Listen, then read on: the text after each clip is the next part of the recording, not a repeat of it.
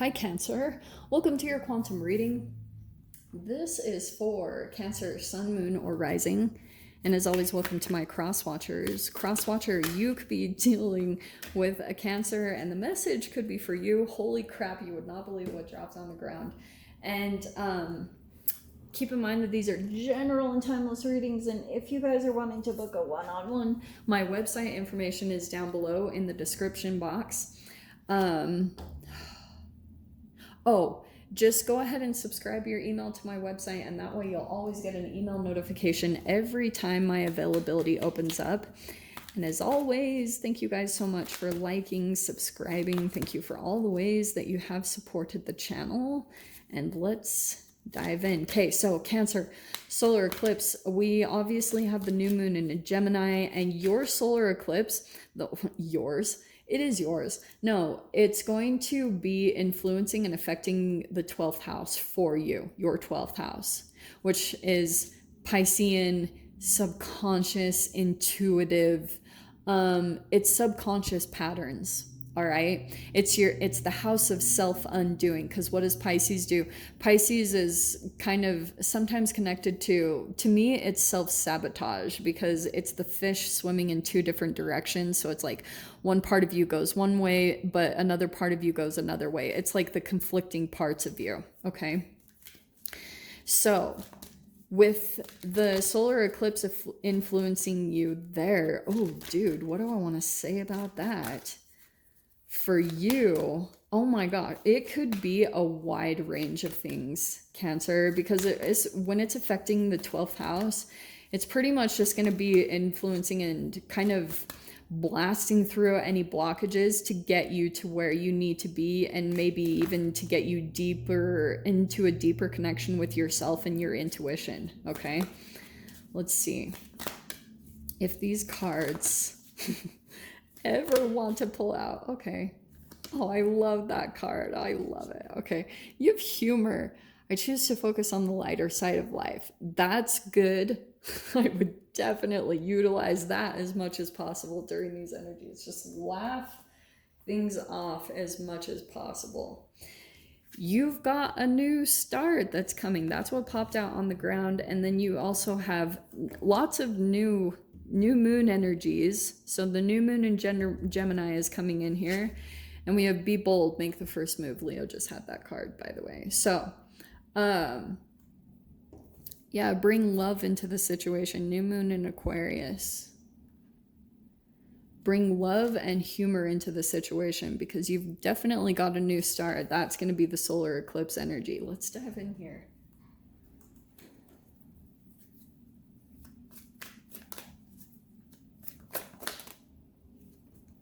Reverie, yeah, love that. That's a good energy. We have the Four of Swords, healing, restoration, rejuvenation, renewal, taking a breather, a timeout, trying to heal yourself, definitely.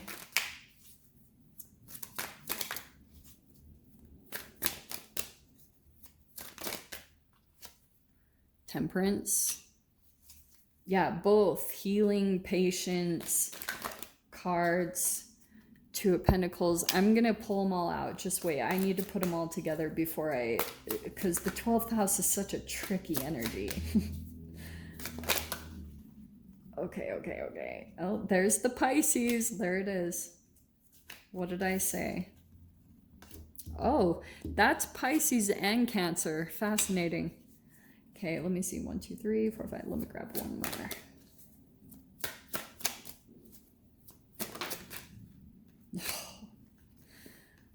Well, you don't mess around, do you? Okay, well, there's the new start. Here we go. Cancer, for you, I feel like if you are in some type of a hanged man energy, you're in some type of a limbo. There's the Piscean energy right there. Holy freaking accurate. So, a holding pattern.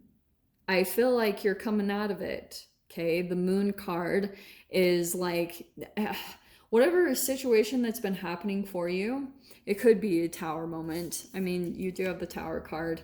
But I like that it's coming over on this side. What I think has been happening is the Hanged Man and the Moon. You've been in some type of a situation getting a perspective shift, right? That's the Hanged Man, is trying to see something about your situation from a different light. Sometimes when you get into the Hanged Man, it can pull you into a dark night of the soul. And with the moon, all of this stuff, it's seriously all in perfect synchronicity, this whole reading.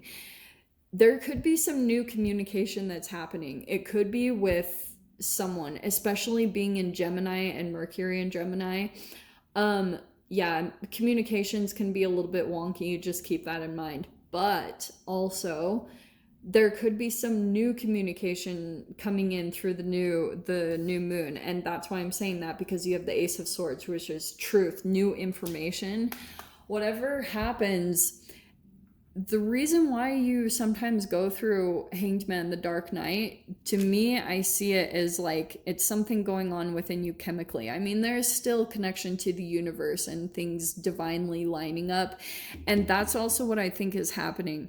There's certain things about your situation that are playing out, and that's what's connected to this solar eclipse.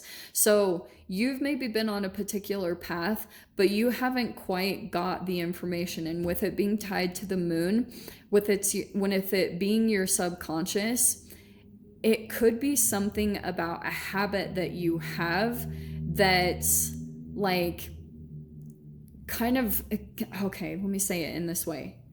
Ace of Swords is like clear mind.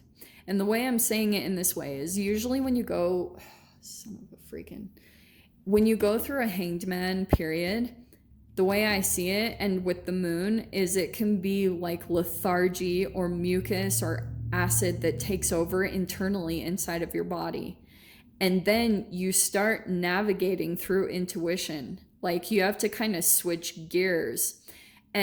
But sometimes, like when you've got internally things going on underneath the surface that are like of a lower vibration, and you haven't been able to like sync up the energies and kind of like come to some sort of clarity and truth, your perception of your outward reality gets kind of distorted because you're seeing things as a reflection of something going on internally inside of you. Does that make sense?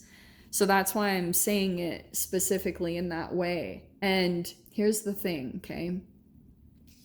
So that's why it's fascinating that the Four of Swords and Temperance are coming out, because this can be meditation, it can be healing, everything that I said. And the Temperance card is an internal emotional equilibrium.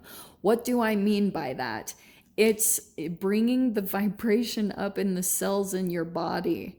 So that could be like chlorophyll, taking chlorophyll, it kind of promotes photosynthesis to happen inside of your body, because once you ingest chlorophyll and then you go out in the sun, there's like a lot of videos on quantum biology that talk about how like the absorption of light, it promotes healing and restoration. Also, chlorophyll acts as a blood cleanser. So that's what I'm talking about with the internal stuff, okay?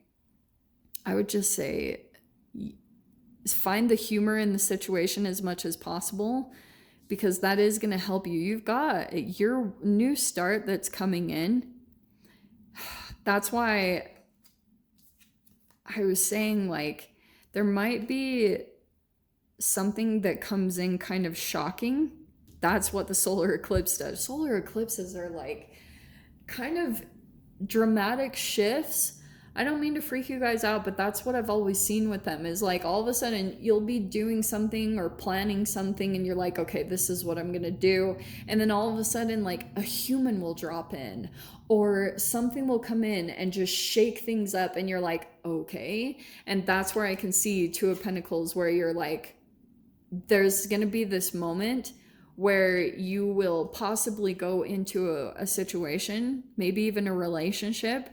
It feels a little bit like a wish fulfillment, but this is about maintaining some type of truth.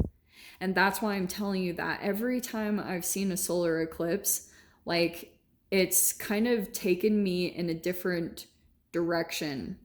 And it's not always like, every time it's happened, I've seen that it's like something isn't quite what it seems, but I'm looking at a manifestation that shows up in the environment, and instead of like completely being patient and waiting for the universe to complete the full manifestation or going in a different direction, sometimes you can get pulled into someone or something that seems like it's the manifestation, but it's not quite.